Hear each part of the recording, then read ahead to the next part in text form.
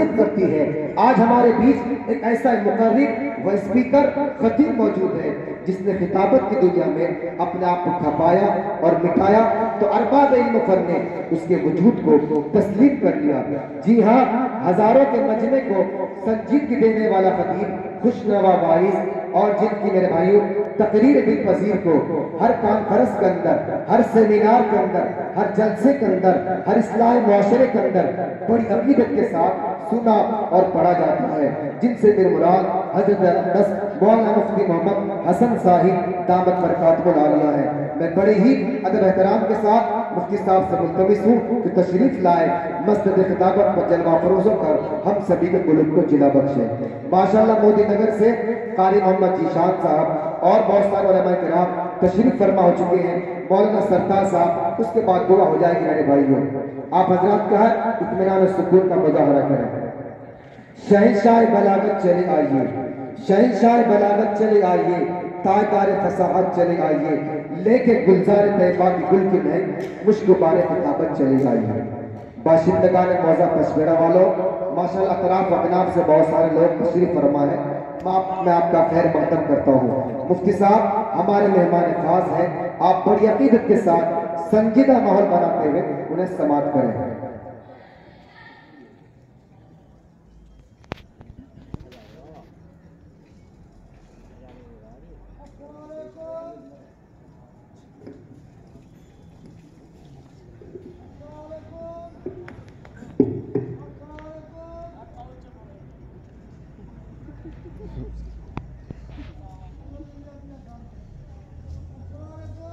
وعلیکم السلام، بیٹھ جاؤ۔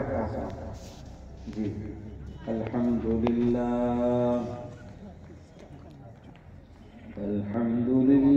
نحمده ونستعینه ونستغفره ونؤمن به ونتوکل علیہ ونعوذ باللہ من شرور أنفسنا ومن سيئات أعمالنا من يهده الله فلا مضل له ومن يضلل فلا هادي له ونشهد أن لا إله إلا الله وحده لا شريك له ونشهد أن سيدنا وسندنا وحبيبنا وشفيعنا ونبينا ومولانا محمدا عبده ورسوله صلى الله تعالى عليه وعلى آله وأصحابه وبارك وسلم تسليما كثيرا كثيرا وداعيا إلى الله بإذنه وسراجا منيرا أما بعد فأعوذ بالله من الشيطان الرجيم بسم الله الرحمن الرحيم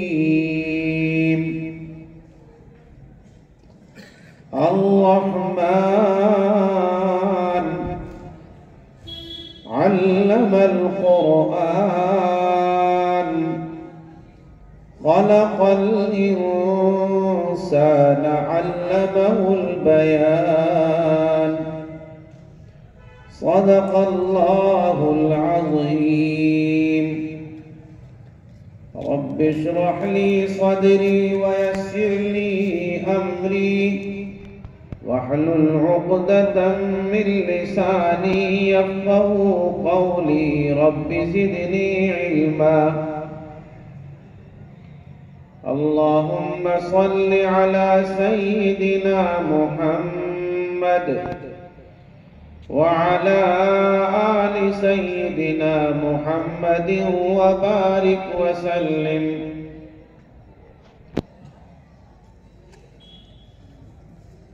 معزز موقر محترم علماء کرام،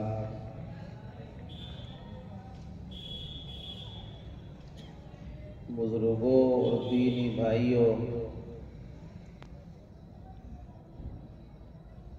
آپ حضرات کے اس مدرسے کا یہ سالانہ جلسہ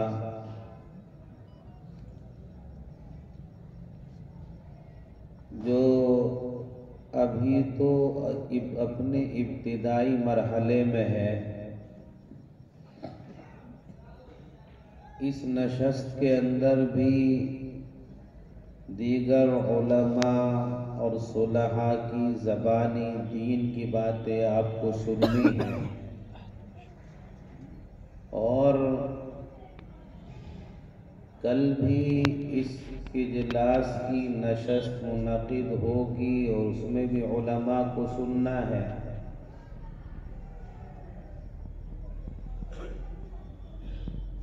لیکن مجمع پر نگاہ ڈالنے سے یہ محسوس ہوتا ہے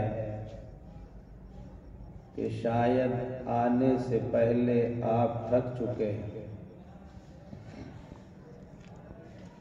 جیسے لوگ دھرنے پر بیٹھ جاتے ہیں 10 دن کے لیے، 20 دن کے لیے، بجھے ہوئے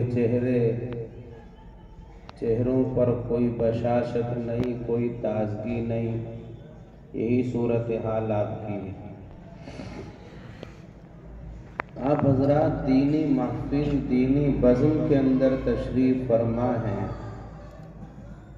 تازگی کے ساتھ، بشاشت کے ساتھ تشریف رکھیں اور اس امید پر تشریف رکھیں کہ ممکن ہے اللہ تبارک و تعالی اس دینی بزم کی شرکت کی برکت سے ہماری بخشش و مغفرت کے فیصلے صادر فرما دے۔ عزیزان گرامی، قرآن کریم کی جو چند آیتیں میں نے آپ کے سامنے پڑھی ہیں، یہ سورۃ الرحمن کی ابتدائی آیتیں ہیں، اور سورہ رحمان کو قرآن کریم کے تعلق سے عروس القرآن کہا گیا ہے۔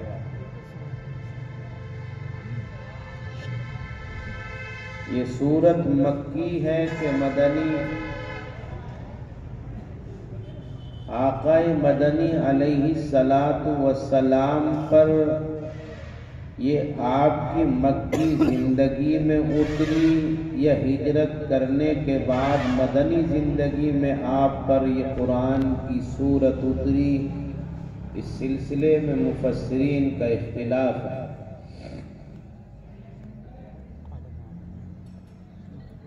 اکثر مفسرین یہ کہتے ہیں کہ سورت مکی ہے،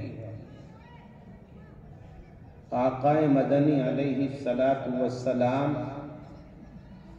ابھی ہجرت فرما کر مدینہ نہیں پہنچے، اس سے پہلے یہ سورت نازل ہوئی، اور اس کے تعلق سے ترمذی شریف کے اندر ایک روایت بھی ہے کہ نبی اکرم صلی اللہ علیہ وسلم نے یہ سورہ رحمان صحابہ کرام کے سامنے تلاوت فرمائی۔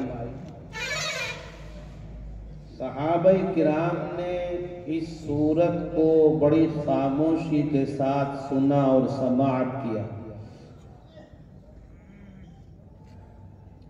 نبی اکرم صلی اللہ علیہ وسلم نے صحابہ کی سکوت اور خاموشی کو دیکھ کر صحابہ سے فرمایا کہ اس سورت کے سننے کے اعتبار سے میں نے جنات کو تم سے اچھا پایا، اور اللہ کے نبی علیہ السلام نے فرمایا کہ میں نے لیلۃ الجن کے اندر اس سورت کی تلاوت کی، اور جب میں اس سورت کی وہ آیت جس کے اندر اللہ تبارک و تعالی نے جنات اور انسان کو مخاطب بنا کر یوں کہا کہ بس اپنے رب کی کن کن نعمتوں کو تم جھٹلاؤ گے، اس آیت کے الفاظ ہیں فَبِأَيِّ آلَاءِ رَبِّكُمَا تُكَذِّبَانِ۔ اللہ کے نبی ارشاد فرماتے ہیں کہ جب میں اس آیت پر پہنچتا تھا تو جنات کی جماعت جو میرے سامنے موجود تھی اس سورت کو سن رہی تھی، وہ جنات کی جماعت کہتی تھی لا شیء من نعمک نکذب فلک الحمد ربنا نکذب فلک الحمد، کہ آپ کی نعمتوں میں کوئی نعمت ایسی نہیں ہے ہمارے پروردگار کہ ہم اس نعمت کی تکذیب کریں، اس نعمت کو جھٹلائیں۔ تمام تعریفیں آپ ہی کی ذات کے لیے۔ اس روایت سے بھی یہ بات ثابت ہوتی ہے کہ سورت مکی ہے، اس لیے کہ جنات کی جماعت جو آقا کے پاس حاضر ہوئی ہے اور آقا مدنی علیہ السلام نے آپ کو پیغام ہدایت پیش کیا ہے، جس واقعے کو اور جس رات کو لیلۃ الجن کے نام سے یاد کیا جاتا ہے، یہ واقعہ پیش آیا مکی زندگی میں۔ بہرحال یہ سورہ رحمان مکی ہے، اسی تعلق سے مفسرین کی رائے زیادہ ہے۔ اللہ تبارک و تعالی نے اس سورت کی ابتدا فرمائی لفظ رحمان سے۔ لفظ رحمان اللہ کے اسماء حسنی میں سے ایک اسم ہے، ایک نام ہے۔ اللہ تبارک و تعالی نے لفظ رحمان اور اپنے ناموں میں سے یہی نام کیوں منتخب کیا؟ علماء نے اس تعلق سے تفصیلات ذکر فرمائی ہیں، اور لکھا ہے علماء نے کہ اللہ تبارک و تعالی نے لفظ رحمان استعمال فرما کر اپنا تعارف مکے والوں سے کرایا ہے، اس لیے کہ مکے والے اللہ کے مختلف ناموں سے واقف تھے، لفظ رحمان سے ان کو واقفیت نہیں تھی، لفظ رحمان کے بارے میں وہ نہیں جانتے تھے کہ یہ بھی اللہ کا نام ہے۔ اللہ عز و جل نے اس سورت کے شروع میں الرحمن لفظ بول کر اپنا تعارف کرایا کہ رحیم بھی میں ہی ہوں، رحمان بھی میں ہی ہوں، اور رحمان یہ میرا نام ہے۔ اور پھر آگے اللہ نے فرمایا الرحمن علم القرآن، رحمان نے قرآن کو سکھایا، قرآن کا علم دیا۔ اس سورت کے اندر اللہ تبارک و تعالی نے اپنی بے شمار نعمتوں کا تذکرہ فرمایا، ان میں بعض نعمتیں ظاہری ہیں اور بعض نعمتیں باطنی ہیں۔ اللہ نے ہمیں کتنی نعمتوں سے نوازا، اس کا کوئی اندازہ نہیں لگا سکتا، اس کا کوئی کیلکولیٹر نہیں کر سکتا، اس کو کوئی شمار نہیں کر سکتا۔ اللہ نے قرآن کے اندر فرمایا وَإِن تَعُدُّوا نِعْمَةَ اللَّهِ لَا تُحْصُوهَا، کہ اگر تم اللہ کی نعمتوں کو گننا چاہو، اللہ کی نعمتوں کو شمار کرنا چاہو تو تم شمار نہیں کر سکتے، گن نہیں سکتے۔ بعض نعمتیں تو وہ ہیں جن کا نعمت ہونا ہم جانتے ہیں، ہم مانتے ہیں کہ یہ نعمت۔ بعض نعمتیں ایسی ہیں کہ ان کی طرف انسان کا کبھی خیال بھی نہیں جاتا، کبھی ذہن بھی اس طرف نہیں جاتا کہ یہ بھی اللہ کی نعمت ہے۔ ہر ایک آدمی نعمت اچھا کھانے کو مل جائے، اچھا پینے کو مل جائے، اچھا رہنے کو مل جائے، چلنے کو سواری عمدہ مل جائے، ان سب چیزوں کو نعمت سمجھا جاتا ہے۔ کبھی انسان کا خیال اس طرف جاتا ہے کہ یہ کھانے کے بعد جو کھایا پیا ہے یہ صحیح جگہ پر سیٹ ہو جائے، صحیح جگہ پر اس کی سیٹنگ ہو جائے، جو ہم نے غذا استعمال کی ہے اس کا جو مغز اور اس کی جو قیمتی چیز ہے وہ جسم کے اندر تحلیل ہو کر ہماری باڈی کو، ہمارے جسم کو تقویت پہنچائے، اور جو اس سے فضلہ تیار ہوا ہے، جو کچرا تیار ہوا ہے، وہ پاخانے کی صورت میں جسم سے باہر آ جائے، اور یہ جسم سے باہر آنا یہ اللہ کی بڑی نعمت ہے۔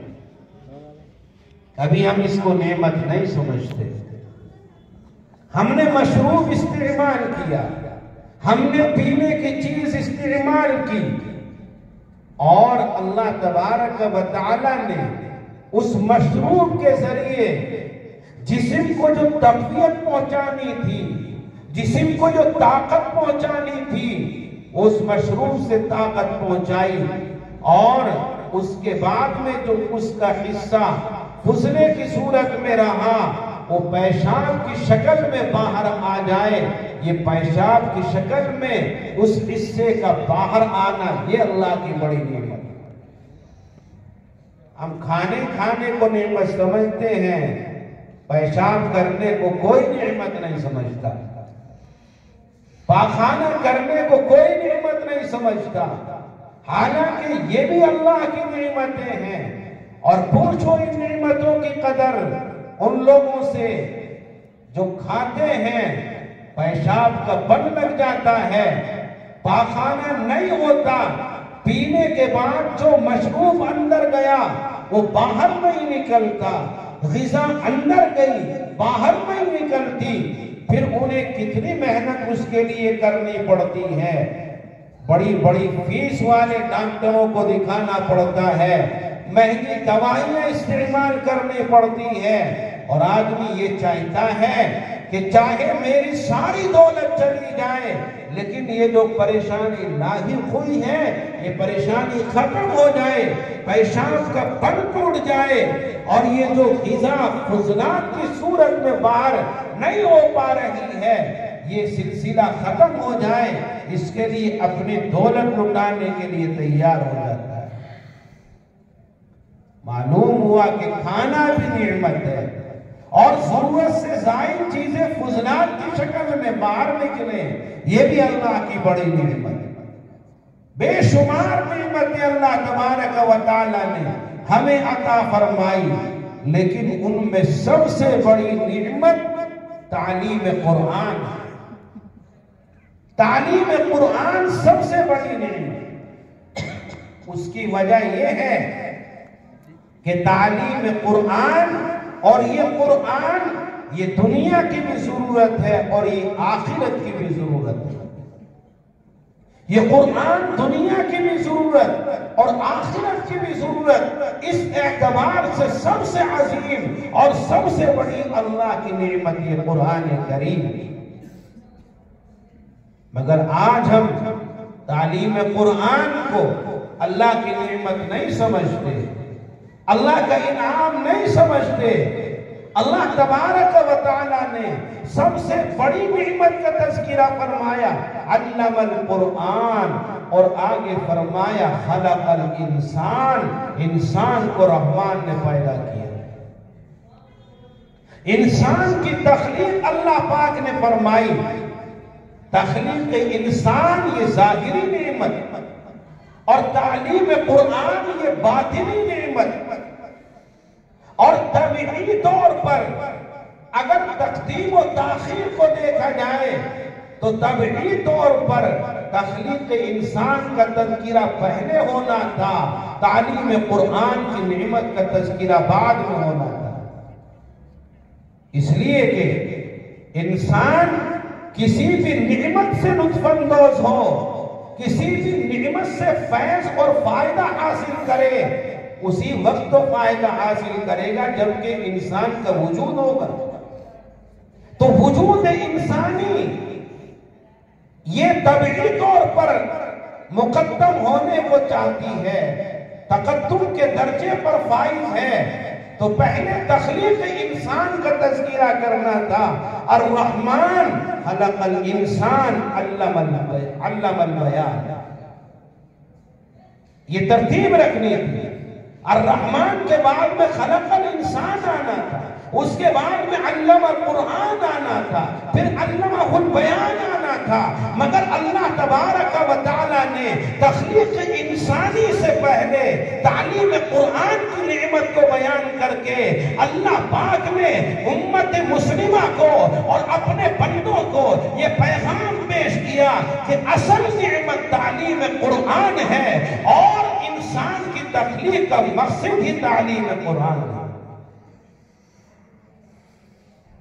انسان دنیا کے اندر اس لیے نہیں پیدا ہوا کہ کھائے پیے مزے اڑائے، بہترین کپڑے پہنے، بہترین مکان میں رہے، بہترین مرکب کھانے استعمال کرے، اچھی اچھی غذائیں استعمال کرے۔ اللہ نے انسان کو اس لیے پیدا نہیں کیا، بلکہ پیدا اللہ نے انسان کو اس لیے کیا ہے کہ قرآن کا علم حاصل کر کے قرآن کے توسط سے اپنی زندگی دنیا کی بھی بنائے اور اپنی آخرت کی زندگی بھی بنائے۔ اسی کو حق جل مجدہ نے قرآن کے دوسرے قصے میں ارشاد فرمایا، وَمَا خَلَقْتُ الْجِنَّ وَالْإِنسَ إِلَّا لِيَعْبُدُونِ، میں نے جنات اور انسان کو اس لیے پیدا کیا ہے کہ وہ میری عبادت کرے، میری پرستش کرے، مجھے خدا مان کر، مجھے خالق اور مالک مان کر، مجھے حی اور قیوم سمجھ کر اپنی دنیا کی زندگی کو گزارے اور میری عبادت اور میری پرستش کرے۔ اللہ نے انسان اور جنات کو اس لیے پیدا کیا۔ تخلیق انسانی کا بنیادی مقصد تعلیم قرآن اور تعلیم قرآن کا نتیجہ عمل بالقرآن، کہ انسان قرآن پر عمل کرے۔ قرآن کریم سے پہلے اللہ تبارک و تعالی نے انسانوں کی راہبری کے لیے، انسانوں کی رہنمائی کے لیے مختلف کتابیں دنیا کے اندر بھیجی، مختلف صحیفے دنیا کے اندر بھیجے، اور بنیادی جو عقائد قرآن کے اندر ہیں وہی بنیادی عقائد تورات کے اندر تھے، وہی بنیادی عقائد انجیل کے اندر تھے، وہی بنیادی عقائد زبور کے اندر تھے، وہی بنیادی عقائد انبیاء علیہم السلام نے اپنے اپنے قوم تک پہنچائے۔ یہ سلسلہ کتابوں کا چلتا رہا، حضرت عیسیٰ علیہ السلام کا دور آیا۔ حضرت عیسیٰ علیہ السلام کو اللہ نے انجیل کتاب ہدایت عطا فرمائی، آسمانی پیغام پر مشتمل اللہ نے یہ آسمانی بڑی کتاب حضرت عیسیٰ کو عطا فرمائی۔ حضرت عیسیٰ جب آسمانوں پر اٹھا لیے گئے تو اب ایک لمبا زمانہ ایسا گزرا کہ دنیا کے کسی خطے کے اندر نہ کوئی نبی تھا اور نہ اصل شکل میں کوئی آسمانی کتاب موجود تھی۔ عرب کے اندر کوئی نبی نہیں، عجم کے اندر کوئی نبی نہیں، گالوں میں کوئی نبی نہیں، گوروں میں کوئی نبی نہیں، کوئی پیغمبر نہیں ہے، اور آسمانی کتابیں جو اللہ نے اتاری تھی ان میں کوئی آسمانی کتاب اصل شکل کے اندر موجود دنیا کے اندر نہیں۔ ساری دنیا کے اندر اندھیرا، ساری دنیا کے اندر تاریکی، ظلم و جھوٹ کا اندھیرا، بدعقیدگی کا اندھیرا، قتل و غارت گیری کا اندھیرا، جوئے بازی کا اندھیرا، شراب نوشی کا اندھیرا، طرح طرح کے اندھیرے ساری دنیا کے اندر موجود ہیں۔ جب ساری دنیا اندھیروں سے بھر گئی، ظلم و جور سے بھر گئی، اللہ تبارک و تعالی نے اس دور کے اندر نبی آخر الزمان صلی اللہ علیہ وسلم کو مبعوث فرمایا، اور کس دھرتی پر پیدا کیا، کس دھرتی پر مبعوث فرمایا۔ ساری دنیا کے اندر گناہ موجود تھے، پاپ موجود تھے، لیکن مکے کی دھرتی، عرب کا سماج، یہ تو ہر اعتبار سے برائیوں کا سماج تھا، یہ پاپ والی سرزمین بن چکی تھی۔ بت پرستی عجیب انداز تھا، جو بھی چیز اچھی لگی اس کے سامنے ماتھا ٹیک دیا۔ مورخین نے لکھا ہے، احادیث میں تذکرہ ہے، راہ سے گزر رہے ہیں، کوئی پتھر خوبصورت سا محسوس ہوا، اسے اٹھایا، اپنے تھیلے میں رکھا، اپنے مقام پر جا کر اسے صاف ستھرا کیا، اور اسے خدا اور بھگوان سمجھ کر اس کی عبادت شروع کر۔ ابھی یہ خدا موجود ہے، اس سے کوئی اور خوبصورت پتھر نظر آیا، پہلے والے کو چھوڑ دیا، اس کو خدا بنا کر اس کی عبادت شروع کر۔ مفسرین نے لکھا ہے، کیسا بھی ہوتا تھا، یہ مکے والے اپنے کھانے پینے کے لیے کوئی چیز بناتے، مثلا حلوہ تیار کرتے، حلوہ بنانے کے بعد چاندی کا ورق اس پر چپکاتے اور اس پر چسپاں کرتے۔ جب چاندی کا ورق لگنے کے بعد وہ حلوہ اچھا اور عمدہ محسوس ہوتا، اچھا نظر آنے لگتا، نگاہ کو بھانے لگتا، تو کھانا بھول جاتے، اس کی عبادت شروع کر دیتے، اس کی پرستی شروع کر دیتے۔ ایک صحابی رسول نبی اکرم صلی اللہ علیہ وسلم کی مجلس میں حاضر ہیں، اور دیگر مستانے، دیگر آپ علیہ السلام کے دیوانے اور صحابہ آقا کی محفل اور مجلس کے اندر موجود ہیں۔ صحابی رسول کہتے ہیں، یا رسول اللہ، مجھے ایک مرتبہ بت نے فائدہ پہنچایا، بت نے مجھے فائدہ پہنچایا۔ اللہ کے نبی نے سنا، صحابہ نے سنا، صحابہ حیران ہو گئے، تعجب میں پڑ گئے کہ ایمان والا محمد عربی کے دامن سے وابستہ ہے، محمد عربی کا غلام ہے، لا الہ الا اللہ پڑھ کر مشرف باسلام ہو چکا ہے، محمد رسول اللہ کہہ کر محمد کی غلامی کا اقرار کر چکا ہے، اور یہ کہتا ہے کہ مجھے بت نے فائدہ پہنچایا۔ حالانکہ فائدہ پہنچانے والی ذات اللہ کی ہے، نقصان پہنچانے والی ذات اللہ کی ہے، وہی نفع پہنچاتا ہے، وہی نقصان پہنچاتا ہے۔ وما هم بضارین بہ من احد الا باذن اللہ، کوئی چیز اللہ کی اجازت کے بغیر نقصان نہیں پہنچا سکتی، کوئی چیز نفع نہیں پہنچا سکتی۔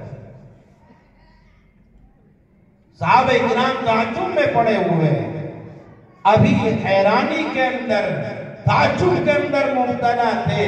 صحابہ رسول اپنا واقعہ بیان کرتے ہیں کہ یا رسول اللہ، میں ایک مرتبہ سفر پر گیا، اور سفر کے لیے میں نے اپنے ساتھ میں توشہ رکھا، کھانے پینے کا انتظام کر کے ساتھ میں جلا، میرے ساتھ میں کھانے پینے کی چیزیں تھی، میرے ساتھ میں توشہ تھا، اور میں نے اپنے ہاتھ سے آٹے کا ایک بت بنایا تھا، اور اس بت کی میں پوجا کرتا تھا، اس کو خدا تسلیم کیے ہوئے تھا۔ راستہ لمبا ہو گیا، سفر طویل ہو گیا، کھانے پینے کی جو چیزیں تھی وہ ختم ہو گئی اور ابھی سفر باقی تھا۔ مجھے دوران سفر بھوک لگی اور شدت کے ساتھ بھوک لگی، میں پریشان ہو گیا۔ میرے دوشے دان کے اندر کھانے کا انتظام نہیں، پینے کا انتظام نہیں، کسی چیز کو میں اپنی غذا بناؤں اور کس چیز کو لقمہ بنا کر میں اپنی بھوک کو مٹاؤں، میرے پاس کوئی انتظام نہیں تھا۔ میرے ذہن کے اندر یہ بات آئی کہ تیرے پاس ایک خدا ہے، ایک بت ہے، چلو اپنی بھوک اسی خدا سے مٹا لیتے ہیں۔ وہ خدا میرے پاس میں موجود تھا، آٹے کا میں نے اپنے ہاتھوں سے اسے بنایا تھا۔ جب مجھے شدت کی بھوک لگی تو میں نے اپنے خدا کے گردن کو اور سر کو مروڑا اور اس کو اپنی غذا بنا لیا، اس کو کھا لیا، بھوک مٹ گئی۔ سفر اور آگے شروع ہوا، پھر بھوک لگی تو میں نے اپنے خدا کا ہاتھ توڑا، اس کو کھا لیا، پھر بھوک لگی دوسرا ہاتھ توڑا اور کھا لیا، پیر توڑا اور کھا لیا، اور اس طرح سے میں سارے خدا کو کھا بیٹھا اور جس کی میں پوجا کرتا تھا اس کو اپنا لقمہ در سمجھ بیٹھا۔ صحابہ کرام رضوان اللہ علیہم اجمعین نے واقعہ سنا، ہنسنے لگے۔ آقا نے بھی تبسم فرمایا، آقا کو بھی ہنسی آئی۔ تو بت پرستی کا یہ حال تھا کہ ہر خوبصورت چیز کو وہ خدا بنا بیٹھتے تھے اور اس کی عبادت اور اس کی پرستش میں لگ جاتے تھے۔ جب اس طرح کا اندھیرا سارے عالم کے اندر چھا گیا، اس طرح کی تاریکی چار دانگ عالم کے اندر چھا گئی، رحمت خداوندی کو جوش آتا ہے، آقا مدنی علیہ السلام کا تولد ہوتا ہے۔ مکے کی سرزمین ہے، عبداللہ کا گھر ہے اور آمنہ کا لخت جگر، عبداللہ کا در یتیم پیدا ہوتا ہے، اور اسی بگڑے ہوئے سماج کے اندر، جس سماج اور معاشرے کے اندر، جس سوسائٹی کے اندر گناہ کی ہر شکل موجود ہے، جوا ہے، شراب ہے، قتل و غارت گری ہے، ظلم و جور ہے، فریب ہے، ہر طرح کا پاپ اس سماج کے اندر موجود ہے۔ آپ نے کہاوت سنی ہے، خربوزہ خربوزے کو دیکھ کر کے رنگ بدلتا ہے۔ انسان جیسے ماحول میں رہتا ہے ویسے اثر قبول کرتا ہے اور ماحول کے مطابق اپنے آپ کو بنا لیتا ہے۔ بگڑے ہوئے سماج میں آپ پیدا ہوئے تھے تو آپ بھی ویسے ہی ہو جاتے، آپ بھی جوئے بازی میں پڑ جاتے، آپ بھی شراب نوشی میں پڑ جاتے، مگر نہیں، کسی پاپ اور گناہ تو کرنا دور کی بات ہے، کبھی کسی گناہ کا شائبہ تک نہیں گزرا، کسی طرح کا الزام بھی کسی گناہ کا آپ کے دامن کے اوپر نہیں آیا، صاف و شفاف انداز میں آپ نے زندگی گزاری، ورنہ ماحول کا اثر قبول کر لینا، اس کا ثبوت حدیث پاک سے بھی ملتا ہے۔ آقا مدنی علیہ السلام نے فرمایا، کل مولود یولد علی الفطرہ فابواہ یہودانہ او ینصرانہ او یمجسانہ، ہر پیدا ہونے والا بچہ، خواہ وہ لڑکا ہو یا لڑکی ہو، ایمان والے کے گھر میں ہو کہ غیر ایمان والے کے گھر میں ہو، عرب میں ہو کہ عجم میں ہو، کالوں میں ہو کہ گوروں میں ہو، جو بھی بچہ پیدا ہوتا ہے فطرت اسلام پر پیدا ہوتا ہے۔ جیسا ماحول والدین کا اسے ملتا ہے، ماحول کا رنگ قبول کرتا ہے اور وہ بچہ یہودی بن جاتا ہے، نصرانی بن جاتا ہے یا مجوسی بن جاتا ہے۔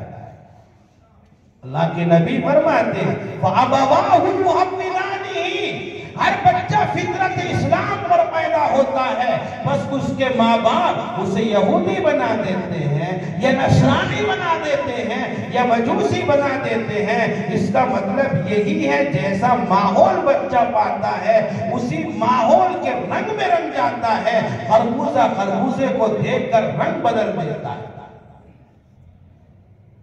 لیکن آقا مدنی علیہ السلام دن دو دن نہیں، اسی سماج کے اندر، اسی سوسائٹی کے اندر، اسی معاشرے کے اندر 40 سال تک بعثت سے پہلے کی زندگی گزارتے ہیں، اور اتنی صاف اور ستھری زندگی گزارتے ہیں کہ بڑے اور چھوٹے آپ کا ادب، آپ کا احترام کرنے پر مجبور ہو جاتے ہیں۔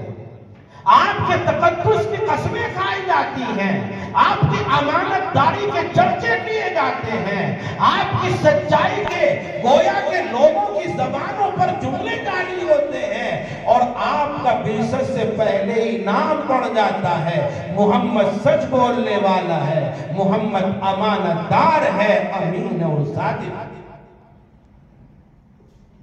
40 سال کی عمر ہوا چاہتی ہے، آقا مدنی غار حرا کے اندر تشریف فرما ہے۔ جو لوگ وہاں کا سفر کر چکے ہیں، جنہوں نے عمرہ یا حج کیا ہے، وہ جانتے ہیں مکے کی آبادی سے تھوڑے سے فاصلے پر ایک بہت بڑا پہاڑ ہے جسے جبل نور کہا جاتا ہے۔ اس جبل نور کی چوٹی پر ایک چھوٹی سی گفا ہے، ایک چھوٹی سی غار ہے۔ آقا مدنی اس گفا اور غار کے اندر تشریف فرما ہے کہ آپ کے پاس اللہ کی طرف سے پیغام لانے والا فرشتہ آتا ہے۔ یہ فرشتہ کون ہے؟ یہ وہی فرشتہ ہے جو پیغام آدم کے پاس لایا، یہ وہی فرشتہ ہے جو ادریس کے پاس پیغام لے کر کے آیا، نوح ابراہیم کے پاس پیغام لے کر کے آیا۔ انبیاء کی طرف جو وحی لانے کا کام رہا، پیغام لانے کا کام رہا، یہ اسی فرشتے اور اسی ملک کا رہا جس کا نام جبرائیل امین ہے۔ اور جب ضرورت پڑی اللہ نے اسی کے ذریعے عذاب بھی بھیجا ہے اور بہت سی قوموں کو تباہ و برباد بھی کرایا ہے۔ یہی تو وجہ ہے جو مدینے کے قریب یہود آباد تھے، اللہ کے نبی سے سوال کیا، اور بعض روایات کے اندر آتا ہے عمر ابن خطاب سے سوال کیا کہ آپ کی طرف وحی کون لاتا ہے، آپ کے پیغمبر کے پاس وحی کون لاتا ہے؟ حضرت عمر نے، نبی اکرم صلی اللہ علیہ وسلم نے جواب دیا، میرے پاس وحی لانے والا فرشتہ جبرائیل امین۔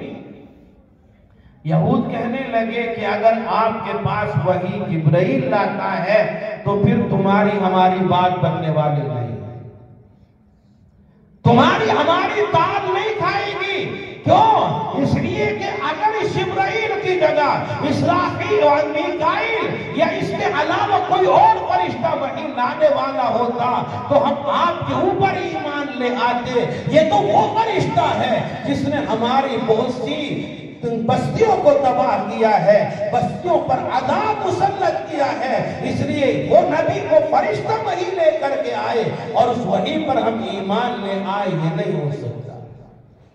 اللہ تعالیٰ نے اس کا تذکرہ پہلے پارے کے آخر میں کیا ہے، اور اللہ نے فرمایا کہ جو جبرائیل سے دشمنی رکھتا ہے وہ دشمنی جبرائیل سے کیا رکھتا؟ اللہ ہی اس کا دشمن ہے، مجھے تفصیل میں نہیں جانا۔ جبرائیل امین وحی لے کر کے آتے ہیں اور اللہ کے نبی علیہ السلام کو قرآن کا سب سے پہلا حصہ پیش کرتے ہیں، اور وہ حصہ 30ویں پارے کا سورہ علق کا ابتدائی حصہ ہے، اقرأ بسم ربک الذی خلق۔ اللہ کے نبی کے اوپر قرآن اترنا شروع ہوا، جس قرآن کے بارے میں اللہ نے سورۃ الرحمن کے اندر کہا، الرحمن علم القرآن، رحمان ہے وہ بڑا مہربان ہے جس نے قرآن سکھایا۔ قرآن کس کو سکھایا؟ मुफस्सिरीन ने इस पर गुफ्तगू की है कि अल्लम युअल्लिमु तालीम बाब तफ़ईल से आया है और बाब तफ़ईल दो मफ़ऊल का तकाजा करता है।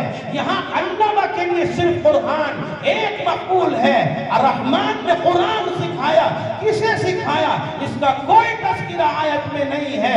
किसे अल्लाह ने कुरान दिया इसका कोई तज़किरा नहीं है। मुफस्सिरीन ने लिखा है कि अल्लाह ताला ने ये कुरान बराह रास्त मोहम्मद को सिखाया, मोहम्मद के वास्ते से सहाबा को सिखाया, सहाबा ने फिर अपने बाद वालों को सिखाया और ये कुरान इस तरह से अल्लाह ने हम तक पहुंचाया। कुरान आना शुरू हुआ। अल्लाह ताला अल्लमल कुरान जो फरमा रहा है उसकी इब्तिदा कर चुका है।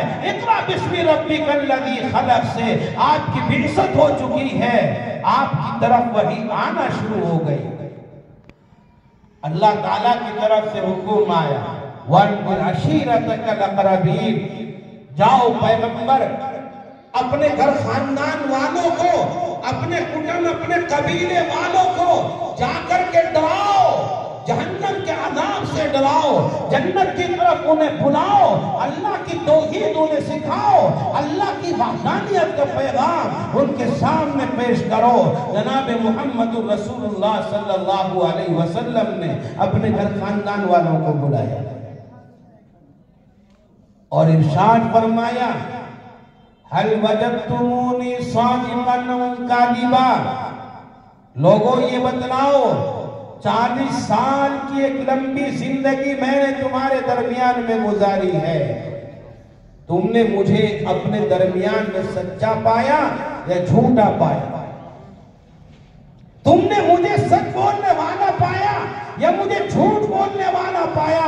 मेरे बारे में बतलाओ, मेरे बारे में या तो झूठा होने की बात कहो या सच्चा होने की बात कहो। सब लोग बैक ज़बान होकर के कहते हैं, मा नरा फीका इल्ला सिद्का, मा नरा फीका इल्ला सिद्का, कि हमने आपके अंदर सच्चाई के अलावा कोई और चीज कभी देखी ही नहीं, झूठ हमने आपका देखा ही नहीं। अल्लाह के नबी ने इरशाद फरमाया, लोगों अगर मैं यूं कहूं ये पहाड़ यहाँ पर है, इस पहाड़ की परली तरफ और उस तरफ दुश्मन तुम्हारे ऊपर हमला करके तुम्हें बर्बाद करना चाहता है, तुम्हें तबाह करना चाहता है, तो क्या तुम मेरी बात की तस्दीक करोगे या झुठलाओगे? लोग पुकार उठते हैं, हम आपको सच्चा मानते हैं, आपकी इस खबर को सच्चा समझेंगे और उस पर यकीन करेंगे। जब अल्लाह के नबी ने उन्हें पूरा मजबूत कर लिया और तमहीद कायम कर दी, फिर अल्लाह के नबी ने इरशाद फरमाया, या अय्युहन नास क़ूलू ला इलाहा इल्लल्लाह तुफ़्लिहू, ऐ लोगों एक अल्लाह की इबादत करने वाले बन जाओ। ये लात व उज़्ज़ा जिनको तुमने खुदा बनाया है, ये यगूस व यऊक जिनको तुमने अपना खुदा बनाया है, और हुबुल जिसको तुमने अपना खुदा बनाया है, सबको छोड़ दो और एक अल्लाह की इबादत करने वाले बन जाओ अगर कामयाब होना चाहते हो। ये पैगाम पेश करना था, अपनी जबान में कह सकते हैं पतंगे लग गए। अभी देखा ना पतंगे लगने का मंजर सारी दुनिया की सोशल मीडिया पर, इलेक्ट्रॉनिक मीडिया पर, बिल्कुल यही कैफियत। जब जनाब मुहम्मदुर रसूलुल्लाह ने कहा ला इलाहा इल्लल्लाह तुफ़्लिहू, अगर कामयाब होना चाहते हो, अपनी दुनिया को बनाना चाहते हो, आखिरत को संवारना चाहते हो, एक अल्लाह की इबादत करने वाले बन जाओ, एक अल्लाह को पूजने वाले बन जाओ, कामयाब हो जाओ। परेशान हो गए और बदज़बानी करना शुरू कर दी, तकलीफ पहुंचानी शुरू कर दी। और आपका चचा था अबू लहब, खानदान वाले मौजूद थे, अबू लहब भी वहां पर मौजूद था। तारीख के अंदर आता है, असहाबे सियर ने लिखा है कि ये अबू लहब जो आपका चचा है, ये वही चचा है जो आपसे बड़ा प्यार करता था, बड़ी मोहब्बत करता था।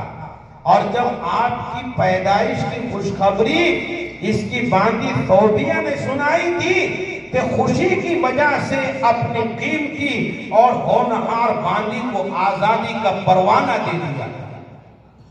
آج یہی ابو لہب اس مجمع کے اندر موجود ہے. کہتا تبلک علی ہادہ ولی جماعتنا، محمد تیرا ناس ہو جا، تو برباد ہو جا. کیا تو نے اسی لیے ہمیں یہاں پر جمع کیا تھا؟ زبانی طور پر تکلیف پہنچائی اور مورخین نے لکھا پتھر اٹھایا آقا کے اوپر دے مارا. پھر کیا تھا؟ تکلیفوں کی ابتدا ہو گئی، تکلیفوں کی شروعات ہو گئی، اذیتیں پہنچائی گئی اور اللہ کے نبی کا بائیکاٹ کیا گیا، ہر طرح سے آپ کو پریشان کیا گیا. لیکن اللہ کے نبی اپنے مشن سے نہیں ہٹے، اپنے پیغام سے نہیں ہٹے. لوگ پریشان ہوئے، ابو طالب کے پاس آئے، ابو طالب سے کہنے لگے ابو طالب تمہارا بھتیجا ہے، ہمارے بھیجے میں بڑا درد کیا ہے، ہمیں ٹینشن میں مبتلا کر دیا ہے، ہمارے بتوں کی برائی بیان کرتا ہے، ایک اللہ کی طرف ہمیں بلاتا ہے. ابو طالب ہم آپ کے پاس اس لیے آئے ہیں، یا تو آپ اپنے بھتیجے کو سمجھا لو، اگر نہیں سمجھتا تمہاری بات پھر تم ہمارے درمیان میں مت آنا. تمہارا بھتیجا ہوگا اور ہم ہوں گے، ہم اس سے نمٹ لیں گے، ہم سمجھ لیں گے اسے کہ وہ کس طرح سے ہمارے بتوں کو برا کہتا ہے. ابو طالب نے آقا کو بلایا. آقا سے ابو طالب کو بڑی محبت تھی، محبت بہت کیا کرتے تھے. آقا کو سمجھایا ابو طالب نے کہ بھتیجے لوگ آئے تھے اس طرح سے کہہ رہے تھے. آقا نے ارشاد فرمایا چچا جان، اگر لوگ میرے ایک ہاتھ پر سورج رکھ دے، دوسرے ہاتھ پر چاند رکھ دے اور مجھ سے یہ کہیں کہ اپنے مشن کو چھوڑ دے، اپنے کام کو چھوڑ دے، توحید کے پیغام کو بند کر دے، تو میں یہ کام نہیں کر سکتا. میں توحید کا پیغام پیش کرتا رہا. صحابہ کرام نے پیغام توحید کو قبول کیا. پریشانیاں آتی رہے لیکن توحید سے دامن الگ نہیں کیا، توحید کو ہاتھ سے نہیں جانے دیا. تپتی ہوئی ریت پر انہیں لٹایا جاتا تھا، کوڑے لگائے جاتے تھے اور یوں کہا جاتا تھا کہ ایک اللہ کو رب ماننا بند کر دے، بتوں کی پرستش کرنی شروع کر دے. مگر ان کی زبان پر ایک ہی نعرہ ہوتا تھا، ایک ہی صدا ہوتی تھی. احد کو پکار کر دنیا کفر کو ایک چیلنج پیش کرتے تھے، تمہاری اذیتیں بہت چھوٹی ہیں، میرا عقیدہ توحید بڑا بھاری اور بڑا مضبوط ہے، کوئی دنیا کی اذیت میرے عقیدے کو متزلزل نہیں کرے. میرے سینے سے عقیدہ توحید کو کوئی پریشانی، کوئی تکلیف، کوئی سب و شتم ختم نہیں کر سکتا. اپنے عقیدے پر جمے رہے.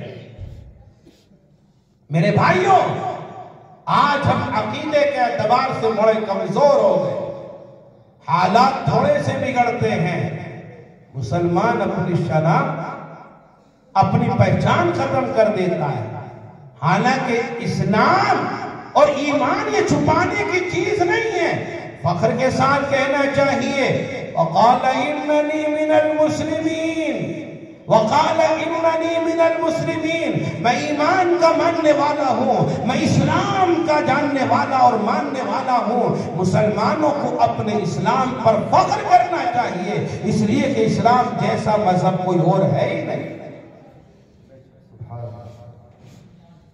آج ہم اپنی شناخت اور پہچان بدل لیتے ہیں کہ لوگ یہ نہ سمجھ لیں کہ مسلمان ہیں، اور مسلمان سمجھ کر اور مسلمان دیکھ کر کہیں کوئی ہمیں تکلیف نہ پہنچا دے، اذیت نہ پہنچا دے. میرے بھائیوں، موت ایک مرتبہ آنی ہے، بار بار موت نہیں آنی. اگر مسلمان سمجھ کر مار دیے گئے جنت میں چلے جاؤ گے، شناخت اپنے ختم کر کے، پہچان اپنی ختم کر کے اگر مار دیے گئے تو ہمیشہ کے لیے جہنم میں چلے جاؤ گے. فقہاء نے مستقل اس پر گفتگو کی ہے.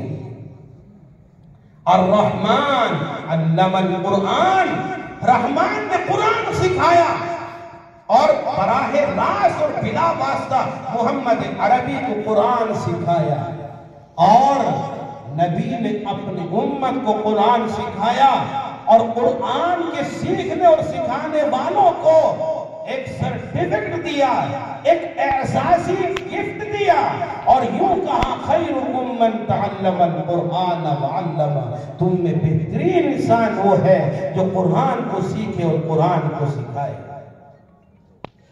آج امت مسلمہ قرآن سے دور ہو چکی ہے، قرآنی تعلیمات سے بیزار ہو چکی ہے.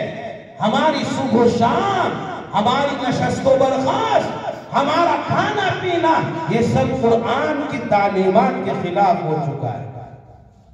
میرے بھائیو، ضرورت اس بات کی ہے کہ جس قرآن کو اللہ کے لاڈلے پیغمبر نے براہ راست اللہ سے سیکھا، اللہ نے محمد عربی کو قرآن کی تعلیم دی، اس قرآن کو ہم بھی سیکھیں اور اس قرآن کی تعلیمات پر ہم عمل کریں، اپنے بچوں کو سکھائیں، خود بھی قرآن سیکھیں، اپنے آپ قرآن کے مطابق زندگی گزارنے والے بنیں اور اسی پیغام کو عام کرنے والے بنیں. اللہ تبارک و تعالیٰ سے دعا ہے، اللہ تبارک و تعالیٰ ہم سبوں کو تعلیم قرآن کے زیور سے آراستہ کر دے، مزین کر دے، اور عمل بالقرآن کی دولت سے اللہ پاک ہم سب کو سرفراز فرما دے اور ہم سب کو قرآنی تعلیمات پر عمل کرنے کی دولت سے مالا مال فرما دے.